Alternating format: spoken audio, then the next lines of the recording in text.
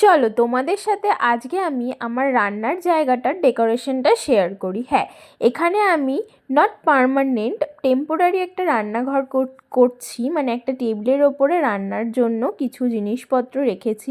তো সেটাই এখানে অ্যারেঞ্জ করব। তো ফার্স্টে আমি জায়গাটাকে পরিষ্কার করে নিলাম, জল ছিটিয়ে নিয়েছি কারণ ধুলো উঠছিল খুব ঝাড় দিতে গিয়ে, তাই জন্য একটু জল ছিটিয়ে জায়গাটাকে ভালো করে ঝাড় দিয়ে জল দিয়ে ধুয়ে পরিষ্কার করে নিলাম। তারপর এই টেবিলটাকে এখানে টেনে টেনে একাই নিয়ে গেলাম। হ্যাঁ, কাউকে বলতে চাইনি কারণ কাউকে বিরক্ত করতে চাইনি, তাই জন্য। তারপরে টেবিলটাকে ভালো করে জল দিয়ে ধুয়ে নিলাম। ধুয়ে নিয়ে এই কাগজটা দিয়ে টেবিলটার ওপরে সুন্দর করে সাজিয়ে যা যা জিনিসপত্র রাখার ছিল সব জিনিসপত্রগুলোকে অ্যারেঞ্জ করে নেব। তারপর কিন্তু এখানে রান্না করব। আজকে দেখি যদি কিছু রান্না করতে পারি।